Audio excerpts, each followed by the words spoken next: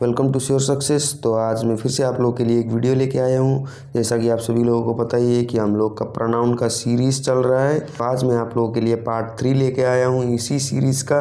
तो मैंने पार्ट 1 और पार्ट 2 में आप लोगों को पढ़ा दिया था उसका डेफिनेशन, उसके टाइप्स, और मैंने आपको उसके कुछ टाइप्स भी एक्सप्लेन अच्छी तरह से कर दिए थे। तो वो थे आपके रिलेटिव प्रोनाउन और रिफ्लेक्सिव प्रोनाउन। यह दो प्रोनाउन मैंने आपको अच्छी तरह से एक्सप्लेन कर दिए।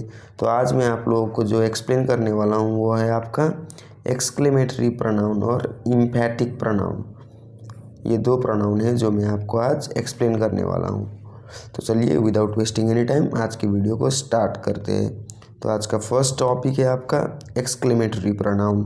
तो आपका एक्सक्लेमेटरी प्रोनाउन को हम हिंदी में बोलते हैं विस्मयादिवाचक सर्वनाम। चलिए मैं पहले आपको डेफिनेशन दे देता हूँ।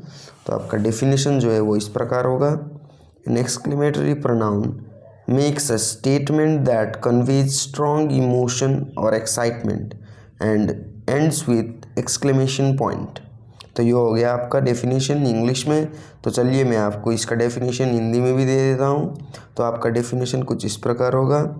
विस्मयादिवाचक सर्वनाम वह सर्वनाम है जिसमें वाक्यों के द्वारा भावनाओं या विचारों को प्रकट किया जाता है और विस्मयादिबोधक चिन्ह का प्रयोग किया जाता है। तो आई होप कि आप सभी को समझ में आ गया होगा। एक्सक्लेमेटरी प्रोनाउन यानी कि विस्मयादिवाचक सर्वनाम वो सर्वनाम है जिसमें वाक्य के द्वारा भावनाओं को प्रकट किया जाता है। और यहाँ पर आप देख सकते हैं विस्मयादिबोधक चिन्ह, मतलब यहाँ पर आप देख सकते हैं यह चिन्ह होगा जो सेंटेंस में लगा होगा। अगर यह चिन्ह लगा है तो वह हो जाएगा आपका विस्मयादिवाचक सर्वनाम यानी कि एक्सक्लेमेटरी प्रोनाउन। तो आई होप कि आप सभी को डाउट नहीं होनी चाहिए। अगर आपने यह साइन मतलब कि एक्सक्लेमेशन पॉइंट यानी कि यह विस्मयादिबोधक चिन्ह आपने देख लिया तो समझ लीजिएगा कि वो हो गया आपका, वहाँ पर आपका एक्सक्लेमेटरी प्रोनाउन यूज़ हुआ है। तो चलिए आपको कुछ एग्जांपल्स देते हैं ताकि आपको अच्छी तरह से समझ में आ सके। तो यहाँ पर आप देख सकते हैं hurray we won the match. तो यहाँ पर आप देख सकते हैं यहाँ पर इमोशन को प्रकट किया जा रहा है। यहाँ पर आप देख सकते हैं एक्सक्लेमेशन पॉइंट भी दिया गया है। तो यहाँ पर क्या बोला गया है, हम मैच जीत गए हुर्रे। तो यहाँ पर खुशी को प्रकट किया जा रहा है, इमोशन को। तो इसीलिए ये हो गया आपका एक्सक्लेमेटरी प्रोनाउन। तो चलिए आपका नेक्स्ट एग्जाम्पल है wow what a beautiful garden. तो यहाँ पर आप देख सकते हैं वाओ के बाद में यहाँ पर एक्सक्लेमेशन पॉइंट यानी कि आपका विस्मयादिबोधक चिन्ह है। तो यह भी आपका एक्सक्लेमेटरी प्रोनाउन यूज़ हुआ है यहाँ पर भी। तो यहाँ पर बोला गया है कि वाह क्या सुंदर बागीचा है। तो यहाँ पर आप देख सकते हैं यह पॉइंट, यह साइन के द्वारा यह बताया गया है कि यह भी एक्सक्लेमेटरी प्रोनाउन यूज़ किया गया है। तो चलिए आपका यही था एक्सक्लेमेटरी प्रोनाउन यानी कि विस्मयादिवाचक सर्वनाम। तो आई होप कि आपको यह समझ में आ गया होगा। तो चलिए बढ़ते हैं आपके नेक्स्ट टॉपिक में जो कि है आपका एम्फैटिक प्रोनाउन, जिसे हम हिंदी में बोलते हैं दृढ़तावाचक सर्वनाम। तो चलिए आपको हम डेफिनेशन दे देते हैं पहले। तो आपका डेफिनेशन जो है वो इस प्रकार होगा। Emphatic pronoun are pronoun which are used for the sake of emphasis that are known as emphatic pronoun. तो यहाँ पर आप देख सकते हैं यहाँ पर क्या बोला गया है।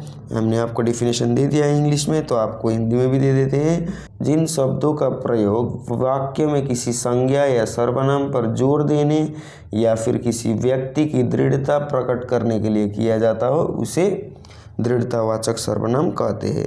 यहाँ पर आप बहुत ही सिमिलैरिटी देखेंगे। यहाँ पर आप एम्फैटिक प्रोनाउन और हमने पढ़ा था रिफ्लेक्सिव प्रोनाउन, वो दोनों ही आपको थोड़े सिमिलर टाइप के दिखेंगे। तो वो भी मैं आपको एक्सप्लेन कर दूंगा। तो यहाँ पर आप देख सकते हैं आपके एग्जाम्पल्स कुछ इस प्रकार है। सी हरसेल्फ सेज सो। तो यहाँ पर आप देख सकते हैं हरसेल्फ जो है यह है आपका एम्फैटिक प्रोनाउन यानी कि दृढ़तावाचक सर्वनाम। यहाँ पर क्या बोला गया है, व्यक्ति की दृढ़ता प्रकट करने के लिए किया जाता है। तो यहाँ पर व्यक्ति की दृढ़ता प्रकट किया गया है यह हरसेल्फ से। तो यह भी हो गया आपका एक एम्फैटिक प्रोनाउन यानी कि दृढ़तावाचक सर्वनाम। तो आपका नेक्स्ट है the town itself is not very large.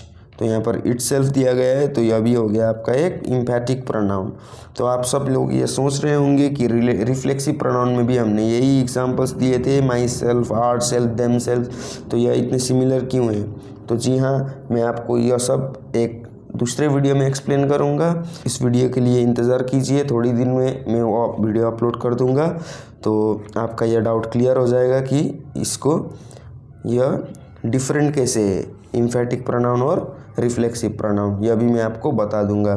तो अगर मैंने कुछ और ऐड करने की कोशिश की तो वीडियो लंबा हो जाएगा और आपको समझने में मुश्किल हो जाएगी, तो इसीलिए आज के लिए बस इतना ही।